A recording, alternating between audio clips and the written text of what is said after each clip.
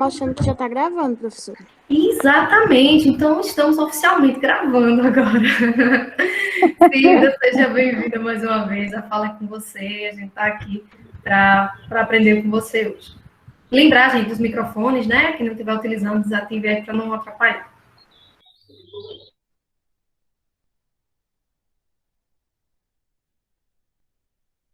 Cida, a gente não está, acho que está com o microfone desativado, senhor.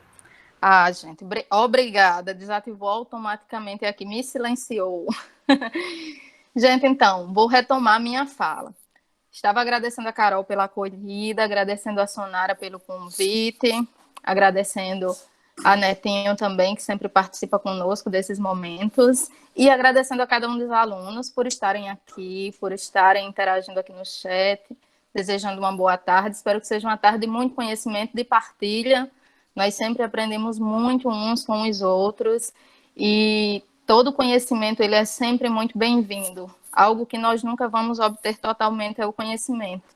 Então, a cada dia nós vamos aprendendo e é muito gratificante aprendermos juntos, certo? Eu preparei com muito carinho um material para vocês. Quando Sonara entrou em contato, falou sobre a disciplina, falou sobre a proposta do tema, eu lembrei de imediato desse tema. Eu tenho um carinho muito especial por essa pesquisa. Foi a minha primeira pesquisa da graduação e eu tenho alguns segredinhos para contar a vocês a respeito dela. Então, eu vou começar a projetar minha tela, certo, pessoal?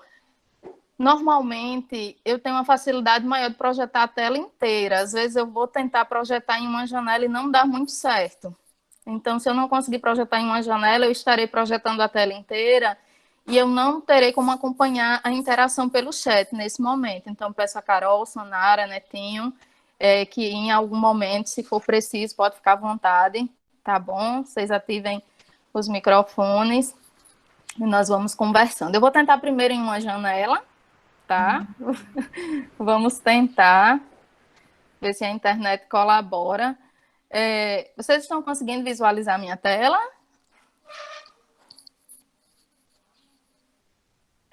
Sim, Cida, agora sim. Sim? Sim. Ótimo, ótimo. Obrigada, Carol. Então vamos Se lá, pessoal. possível, tu só coloca no modo de leitura, porque aí fica maior para eles. Isso. Melhorou? Isso. Ótimo. Bom, pessoal, então vamos lá. O tema dessa nossa conversa é da cultura erudita à cultura popular, o folclore em Macunaíma, certo? Então, o Carol já apresentou, o Sonara também, meu nome é Cida, eu sou professora da ECIMA João Antônio de Aquino, aqui em Mulungu, já tive o prazer de trabalhar com Carol, com Sonara, com Netinho, são meus colegas de trabalho e amigos pessoais, então é sempre uma grande alegria poder estarmos juntos. Sobre o nosso tema, eu trouxe um primeiro momento para descontrair um pouco, né, gente? Primeiro, me desculpar aqui pela propaganda enganosa da foto, né? Mas esse foi um momento especial, foi um momento da formatura dos nossos alunos. Então, a gente sempre procura melhorar, estar mais apresentável, né? Hoje, eu não estou tão apresentável quanto na foto, mas sou eu, tá? Então, só para descontrair, eu trouxe essa informação para vocês e esse período de pandemia tem sido complicado para todos nós também, né? Então vamos justificar aqui um pouco da diferença. E uma outra questão, gente, para descontrair um pouco que eu trouxe, foi o percurso que me levou a essa pesquisa sobre Macunaíma. Na verdade, quando eu estudava a segunda série do ensino médio, um professor de língua portuguesa tinha feito essa proposta, que nós lêssemos algumas obras. Então, nós começamos com esse processo de leitura. Na terceira série, eu fui tentar ler Macunaíma, tá? Foi uma tentativa frustrada, confesso, e tentei por duas vezes, e é uma obra muito complexa. Então, a princípio, quando eu estudava o ensino médio, segunda série, terceira série, eu fiz uma outra tentativa, não deu certo também. Era uma gama de informações e eu precisava de buscar mais para que eu pudesse compreender essa obra. Então, quando eu recebi a graça, a satisfação de conseguir passar no vestibular para o curso de letras, eu fiquei maravilhada. Agora eu vou compreender esta obra, porque nós entramos na universidade pensando que nós vamos estudar tudo, nós vamos ler todas as obras literárias, nós vamos sair com conhecimento da gramática do início ao fim, e quando nós chegamos lá, não é exatamente assim. Nós temos uma infinidade de disciplinas, temos todo o conhecimento, sim, da área literária, também gramatical, só que não tão aprofundado como nós esperamos. Então, precisei esperar um pouco mais para ter essa compreensão mais geral sobre essa obra. Quando surgiu a oportunidade de escolher o tema para a monografia, para o TCC, na época nós só podíamos fazer monografia, eu pensei, se eu não entender Macunaíma agora, eu não entendo nunca mais na minha vida. Então, vejam, já foi a terceira tentativa, e o que é que nós fazemos quando nós temos um desafio? Nós enfrentamos, né? Então, para mim, Macunaíma foi o desafio que eu enfrentei com muito carinho nesse processo de fazer essa pesquisa sobre Macunaíma. Eu tive a companhia, o carinho, a atenção de uma pessoa que para mim é muito especial, tá? Vou respirar um pouquinho para falar sobre ela, porque infelizmente, recentemente ela faleceu, vítima da Covid, mas é uma pessoa muito, muito importante nessa minha trajetória, não só minha, quanto de Netinho e Carol, eu sei, que também foram estudantes do Campus 3 da UEPB, que também tiveram a possibilidade de conviver com a professora Rosilda, tá? Então, eu trouxe esse momento, mesmo sendo difícil falar sobre, que é algo muito recente, mas eu trouxe para inspirar. Ela era uma pessoa que inspirava muito os alunos. Se eu já gostava de literatura no ensino médio, quando eu iniciei o curso de letras e tive a possibilidade de estudar com a professora Rosilda, esse amor pela literatura só cresceu. Tive a satisfação de tê-la como minha orientadora nesta pesquisa, que foi a pesquisa da graduação. Tive também a satisfação de tê-la como orientadora no mestrado. E agora, durante o percurso do doutorado, ela também era minha orientadora. Infelizmente, não foi possível concluirmos juntas a pesquisa, devido ao seu falecimento precoce, mas fica aqui minha homenagem e minha gratidão a ela.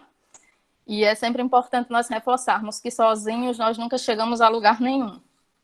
Então, eu sempre vou agradecer imensamente a professora Rosilda por tudo, porque além de orientadora, ela era uma pessoa que apoiava, ela era uma pessoa que incentivava, ela era uma pessoa que não nos deixava desanimar, certo? Então, fica a minha homenagem e fica também esse momento para inspirar todos vocês. Então, respirando um pouquinho, nós vamos continuar, tá? Trouxe aqui algumas considerações iniciais para contextualizarmos um pouco esse nosso momento. Primeiro, falar um pouco sobre a cultura popular, né? O que é essa cultura popular? Lá no tema da palestra, eu coloquei da cultura erudita à popular.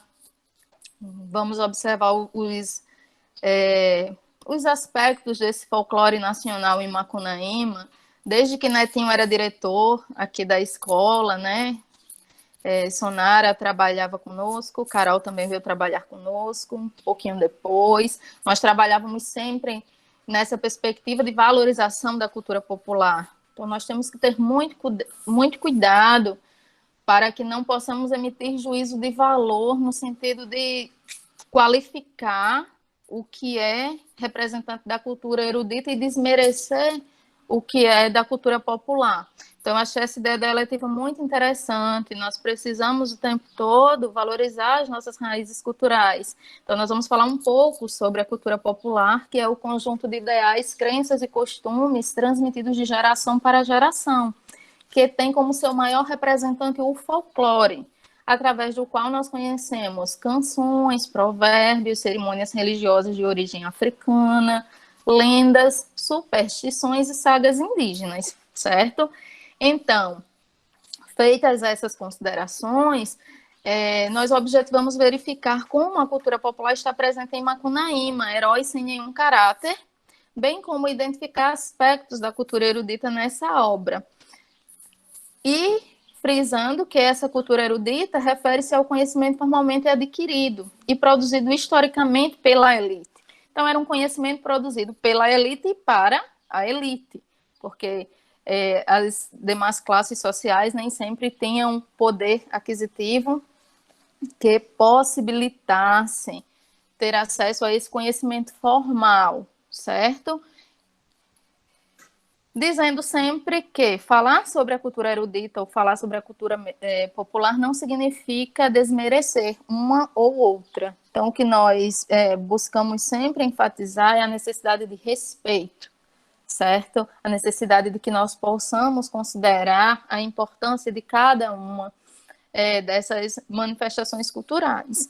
Vamos falar um pouco sobre Mário de Andrade. Os alunos da terceira série do ensino médio ouvirão falar bastante sobre ele, sobre Macunaíma, pois estudarão o modernismo aqui no Brasil. Se ainda não começaram, começarão em breve, tá? Mas é um conhecimento importante para todos os alunos, independente da série que estudem. É um conhecimento que vocês vão aprofundar na terceira série do ensino médio, mas é importante todas essas questões que nós estamos destacando. Esse saber é primordial. Então, Mário Raul de Moraes Andrade, ele nasceu em 1893, na cidade de São Paulo, e ele foi um modernista que compreendeu intensamente a alma desse movimento literário, ao qual ele dedicou-se intensamente, certo? Sendo um dos responsáveis pela Semana de Arte Moderna, que ocorreu no ano de 1922, que é um marco para o modernismo aqui no Brasil. Eclético, Mário soube conciliar sua intensa criação literária com a sua paixão pelas artes plásticas, pela música e o folclore brasileiro. Então, ele era um amante do folclore brasileiro, sendo sua dedicação ao estudo dessas formas artísticas responsáveis pela sua mais conhecida obra, Macunaíma, Herói Sem Nenhum Caráter. Então, para produzir Macunaíma, Mário de Andrade, além de todo o conhecimento que tinha, ele era um intelectual, ele se dedicou especificamente ao estudo sobre a música e sobre o folclore brasileiro, até porque a valorização cultural era uma das aspirações do movimento modernista, assim como a apresentação de uma linguagem mais voltada à nossa oralidade.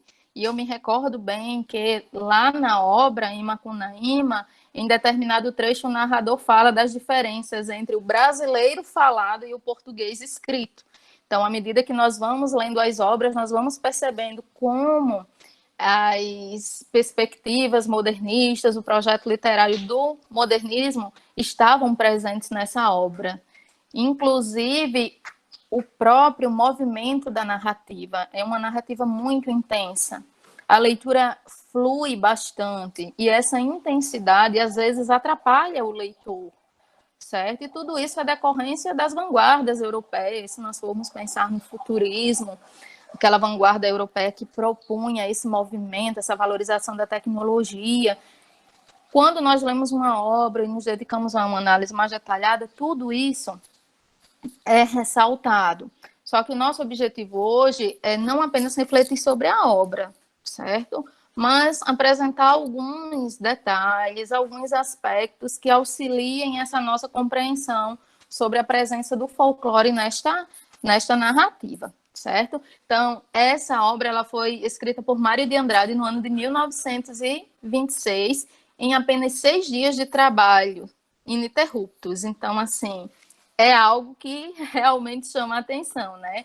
Em 6 dias, apesar de ser um trabalho constante, você produzir uma obra é algo que merece destaque. Escrever não é fácil. E a pessoa que tem esse potencial merece nosso respeito, certo? Então, essa produção ocorreu durante umas férias em Araraquara.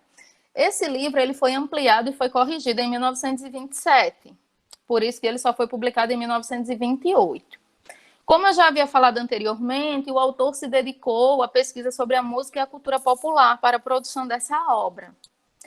Essa obra tornou-se a mais importante do modernismo brasileiro. Ela contém 17 capítulos e um epílogo, que é um trecho final, onde nós vamos conhecendo um pouco mais sobre o destino de cada um dos personagens.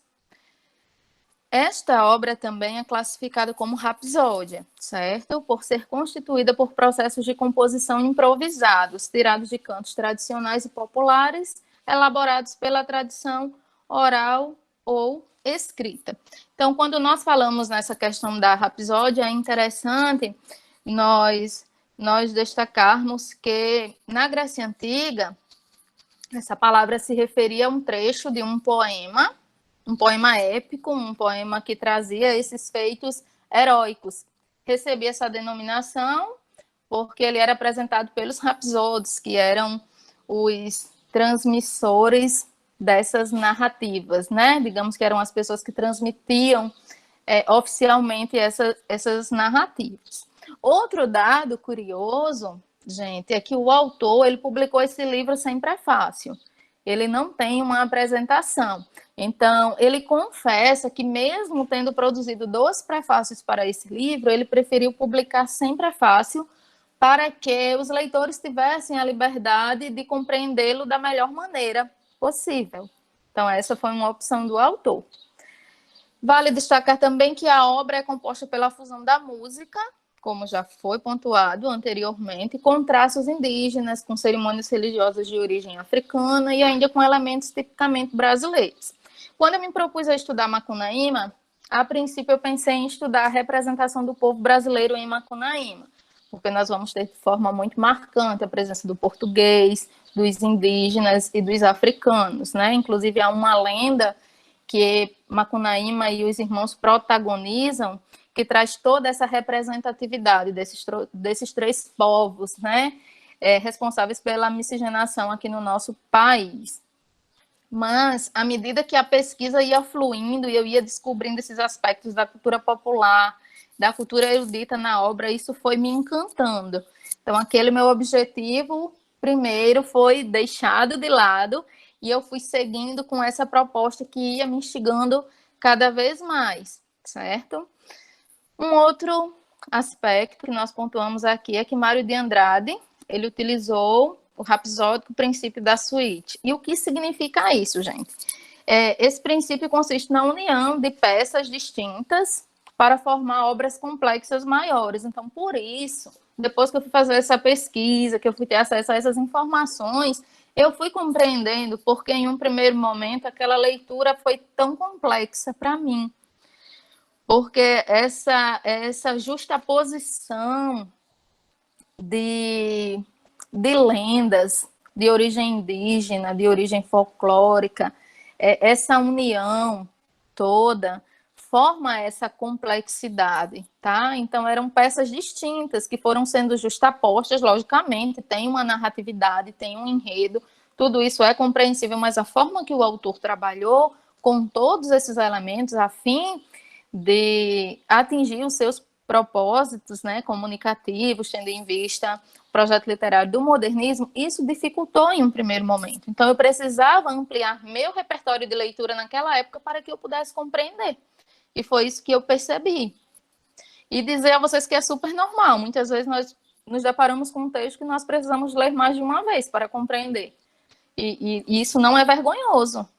Isso é sinal de que nós temos que tentar, né? O que eu falei no início, os desafios estão aí para que nós possamos superá-los. Então, nós olhamos assim para o texto, então você não quer que eu lhe compreenda, mas eu vou lhe compreender. Eu leio novamente. E nós precisamos ter essa postura de entender que é preciso nós irmos tentando, certo, gente? Então, vamos lá, continuando. Essa união e improviso, ela se baseia na variação presente nos repentes dos cantadores de viola. Só que essa variação, ela constantemente dificulta o entendimento do enredo, pois essa justaposição de episódios, como eu havia falado anteriormente, ora ajuda, ora atrapalha a compreensão. Então, essa dificuldade ainda é intensificada por uma indeterminação temporal e espacial. Se nós formos ler a obra, nós vamos entender que a história se passa em um lugar chamado Uraricoera, tá? No reino do Uraricoera. Ok. Se nós formos fazer uma pesquisa, nós vamos perceber que há um rio em Roraima com esse nome. Ótimo. Então, nós vamos pensar logo. A narrativa se passa nesse estado. Só que o que acontece? Há uma indeterminação espacial. Então, de repente, Macunaíma está no Uraricoera, de repente Macunaíma está em São Paulo, e essa indeterminação, essa rapidez, essa agilidade, faz com que muitas vezes nós precisamos parar e pensar, onde está Macunaíma? Deixa eu ler novamente para entender, certo? Mas é uma leitura muito gostosa, porque nos desafia, né? E esses desafios, como eu falei, a gente sempre se sente estimulado a enfrentar e a superar, né? Então, vamos lá. Preciso dizer a vocês também que algo que me ajudou bastante na compreensão dessa obra e até no desenvolvimento dessa pesquisa foi essa obra, tá? É o Dicionário do Folclore Brasileiro, de Luiz da Câmara Cascudo. Foi uma obra, assim, fundamental na produção dessa pesquisa e que ajudou bastante, porque aqui nós vamos conhecer esses vários seres fantásticos.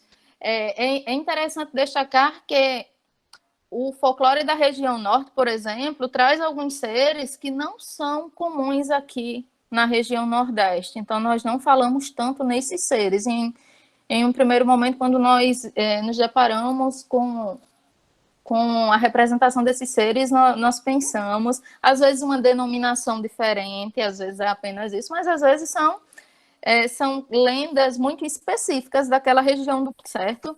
E é importante também nós termos um material como esse para que essa compreensão seja eficaz. Então, falando um pouco sobre Macunaíma, gente, eu reconheço que eu gosto de falar bastante, só que eu estou tentando seguir porque nós temos um tempo a cumprir, certo? Mas se vocês quiserem interagir, vocês fiquem à vontade, tá?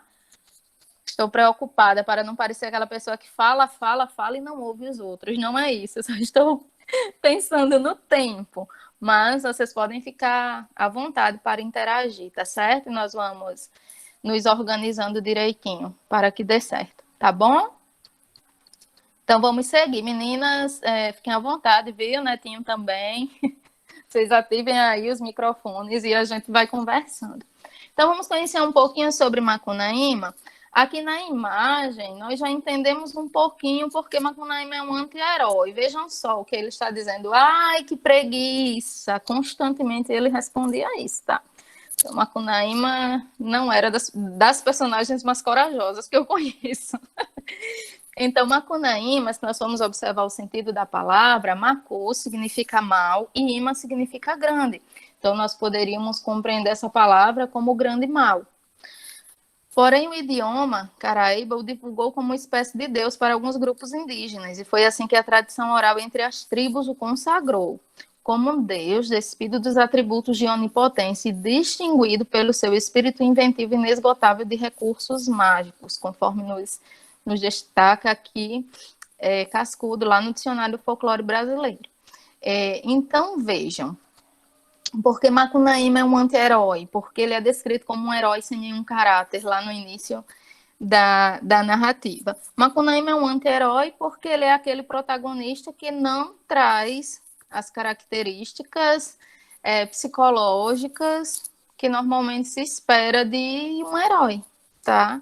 Então, Macunaíma é preguiçoso e Macunaíma tem outros defeitos que normalmente os heróis protagonistas não têm, por isso que ele é um anti-herói, certo? Então, na obra de Mário de Andrade, Macunaíma é representado por um ser de poderes mágicos, por isso até seus atos não intencionais são capazes de transformar a natureza.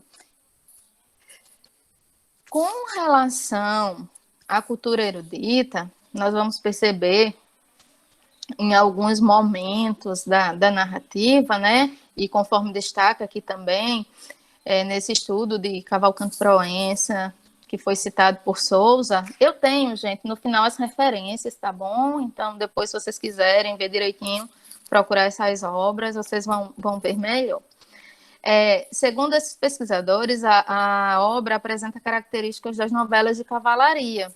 E aí nós identificamos, de maneira bem específica, uma semelhança com a demanda do Santo Graal e também uma semelhança com os mitos de Aquiles, certo? Que é protagonista da Ilíada, de Homero, e também uma semelhança com a história de Édipo, né? Édipo Rei é uma tragédia grega atribuída a Sófocles.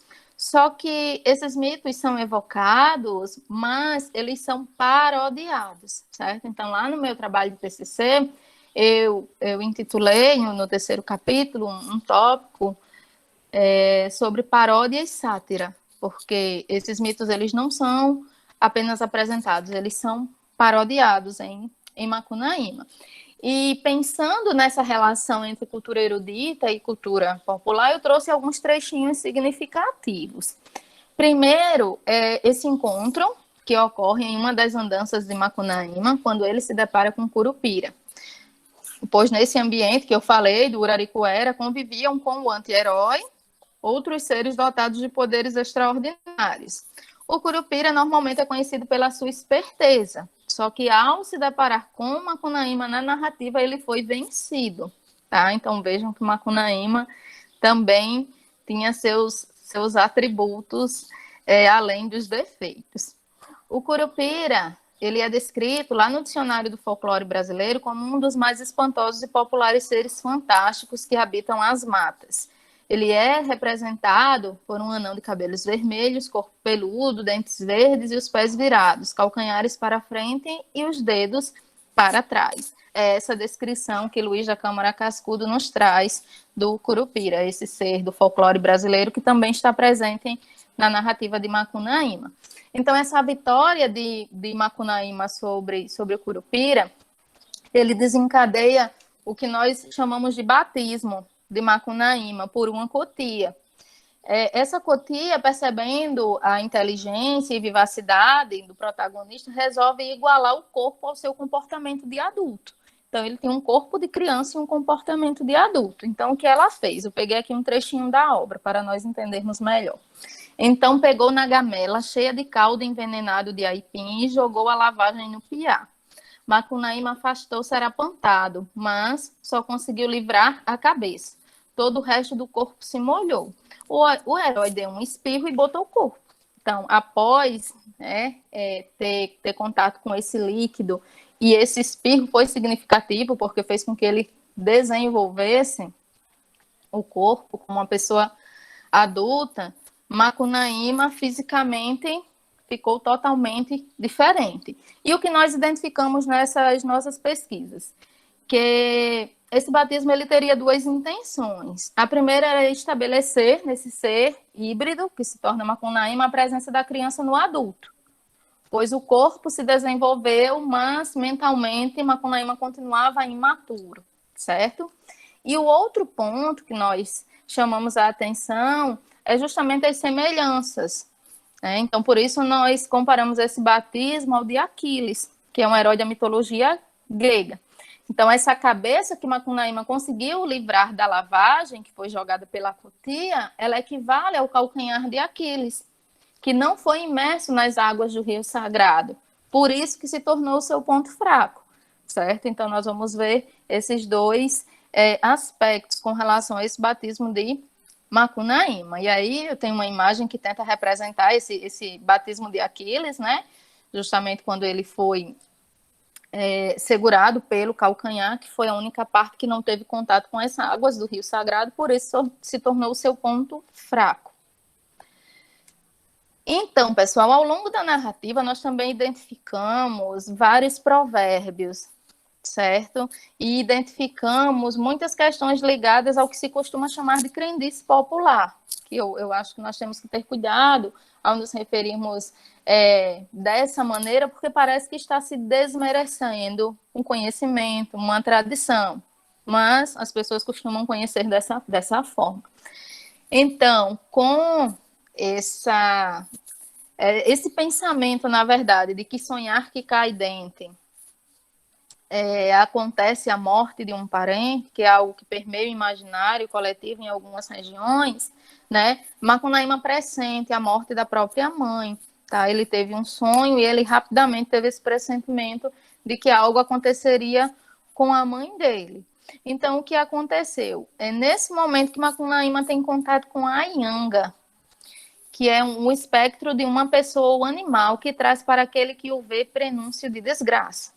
Na obra, esse ser fantástico, que permeia o folclore de algumas regiões, ele é apresentado como um servo mesmo, porque quando nós vamos observar a linguagem utilizada na obra, nós fazemos essa relação, porque há a crença também de que essa Yanga seria a representação de um indígena, certo? Então, nós vamos observar em alguns momentos essa representação do espectro de um indígena ou de um animal.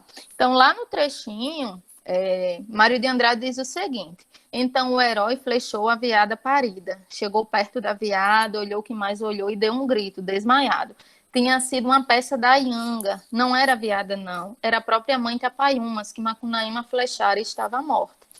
Então, esse ser, esse espectro, pregou essa peça em Macunaíma, né? Fez com que a mãe dele assumisse essas características e o próprio Macunaíma flechou a mãe. Lembre-se que nós estamos falando em um contexto de um mundo mágico, de folclore, de um contexto de onde tudo é possível, né, gente? Então, nessa situação, Macunaíma acabou sendo responsável pela morte da própria mãe. E nesse momento nós identificamos, eu trouxe resumidamente aqui a história de Édipo, acredito que vocês conheçam, né? Então, de forma bem resumida, pensando no nosso tempo, nós relacionamos essa situação à história de Édipo, que ele foi responsável pelo assassinato do pai e acabou casando com a mãe, certo? Então, no caso de Macunaíma, aconteceu o quê? Ele foi responsável pelo assassinato da mãe, devido a uma peça pregada pela Anhanga, como fica claro lá na narrativa. Então, resumidamente, a história da obra, Édipo Rei, é sobre a tragédia de um homem que tem seu destino traçado pelos deuses. Devido a esta maldição, ele mata o pai e se casa com a mãe, apesar de tentar fugir a todo custo, apesar de os pais tentarem evitar essa profecia, o abandonando. E quando ele tem conhecimento dessa profecia, ele foge dos pais que o criaram, tentando evitar que essa profecia acontecesse, mas a profecia acontece, porque os pais que ele conhecia não eram os pais biológicos o haviam abandonado, certo? Então, nós observamos nessa situação algumas semelhanças. Gente, nós temos quanto tempo? Eu estou preocupada para não atrapalhar a aula.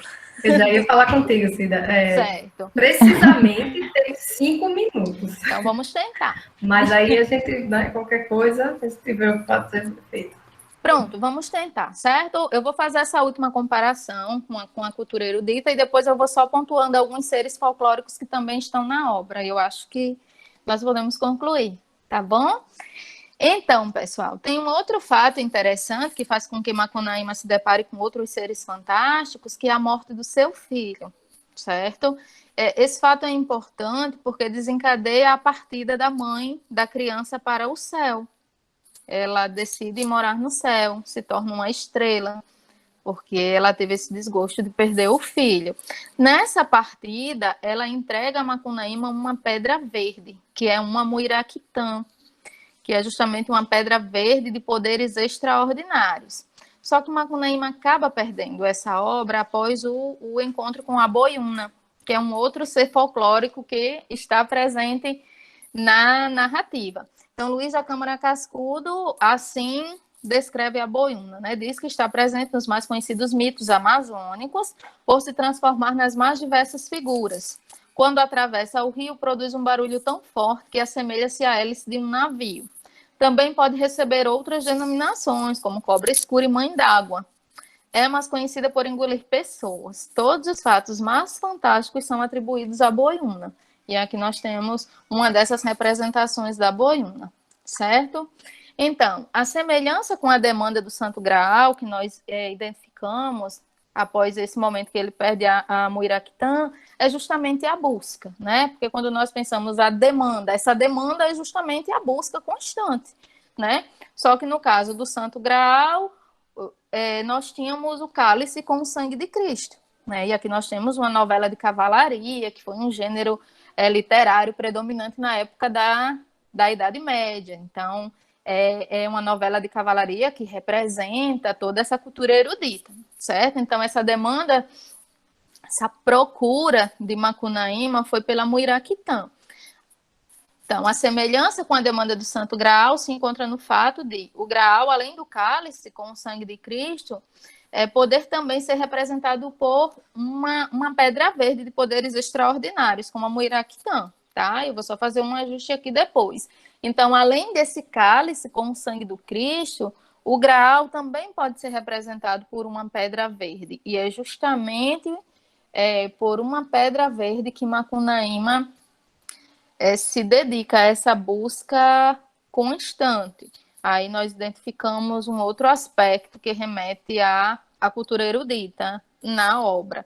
E para nós concluirmos, eu acredito que talvez não tenhamos tempo de ler toda a definição, mas depois eu posso disponibilizar os slides, se vocês quiserem compartilhar com o pessoal.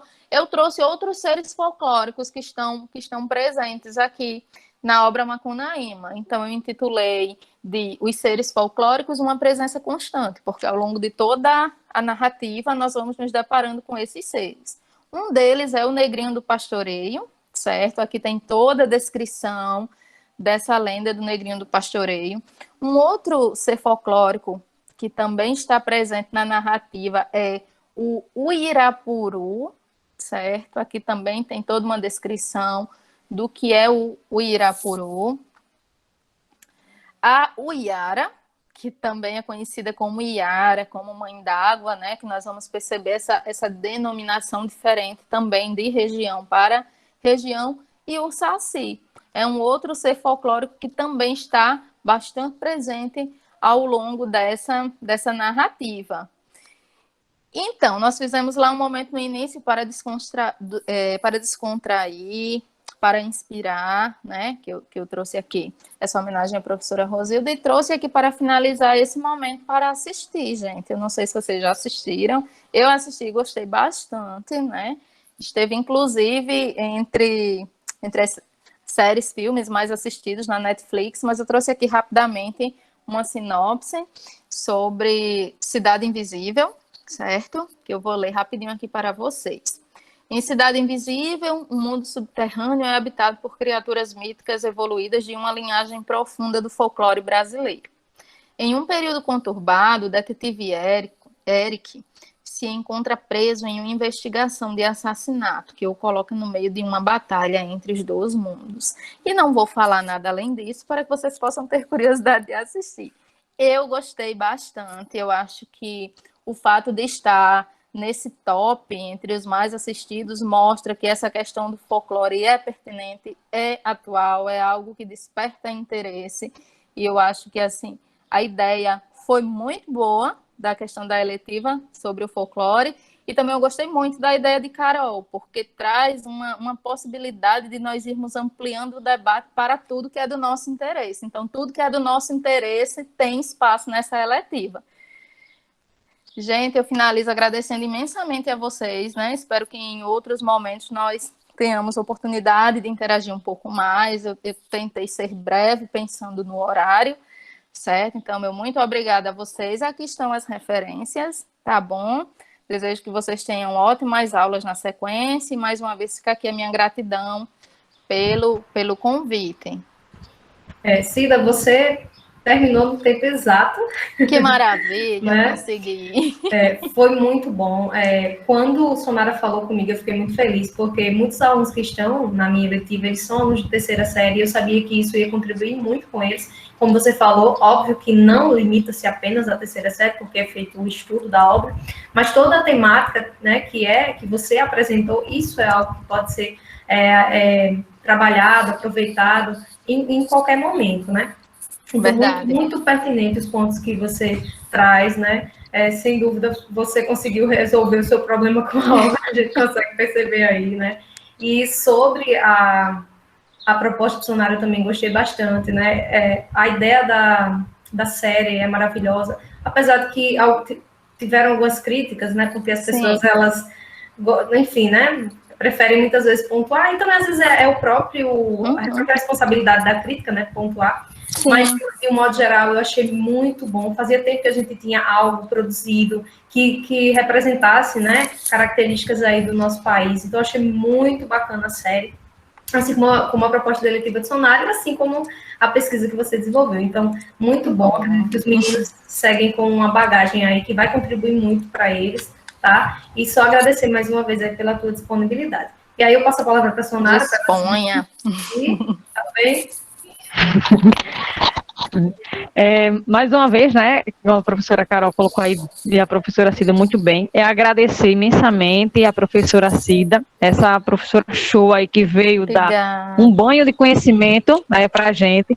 A professora Carol também é com muito conhecimento, muito enriquecedor, como a gente sempre gosta de frisar isso, né, a gente sempre busca trazer algo que venha contribuir para o projeto de vida de todos os alunos, né, que venha contribuir para o futuro de todos. E eu tenho certeza que o que a professora trouxe hoje para vocês aí não vai levar só para o amanhã, mas para o resto da vida de vocês, né? Bastante conhecimento, bastante coisas